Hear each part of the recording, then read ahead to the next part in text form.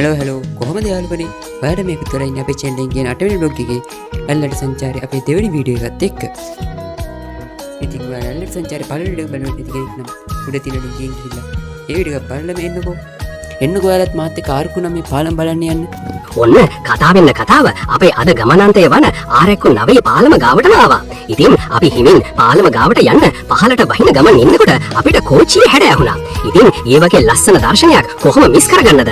හිත ඉදියේ නෑ. අපි ඉතින් කෝච්චියක් පළවෙනි පාර දකින්න යන කට්ටියක් වගේ දුවගෙන කෝච්චිය ගාවටම ගියා. අපි දුවන ආකාරය දැක්ක පොඩි ළමයින් තාම එක්සයිටඩ්. මෙතන ඉඳන් ඔයාලට ආරක්කු පාලම ගැන පොඩි විස්තරයක් එක්ක වීඩියෝ එක රස විඳින්න බහරයි. දෙමෝදර ආරක්කු පාලම මේ පිහිටා ඇත්තේ දෙමෝදර සහ ඇල්ල අතර ප්‍රදේශය. අතිශය ජනප්‍රිය සංචාරක ප්‍රදේශයක පිහිටි ආරක්කු 9ක් සහිතව උස අඩි 300 හා පළල අඩි 25 වන දැවැන්ත සුන්දර පාලමක්. ආරක්කු පාලමක්. පුදුමයි කියලා කියන විදිහටම මේ පාලම හදලා තියෙන්නේ ඉස්සර කාලෙක ගල් සහ සිමෙන්තුවෙන් විතරයි. යකඩ ටිකක්වත් නැතුව.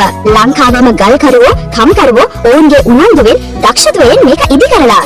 ඒක නිසා අදත් මේ පාලම තවමත් දිග කාලයක් පාවිච්චි වෙනවා. දුම්රිය පාලම මතින් ඇවිත් යනකොට පාලමට වඩා ලස්සන දසුනක් නැහැ. බලාකුළු අතරින් කඳු අතරින් හරිම ලස්සන තැනක වගේ පෙනෙනවා. අද පාලමට එනවා විදේශිකයෝ, ලාංකිකයෝ හැමෝම. ඒ මිනිසුන්ට මේ තැනේ ලස්සනටත් වඩා කියවෙන්නේ අපේ ඉතිහාසයයි, අපේ දක්ෂතාවයයි. දෙමෝදර ආරක්කු පාලම ලස්සන පාලමක් විතරක් නෙවෙයි, ඒ අපේ ගෞරවයක්වත් තමයි. ඉතින්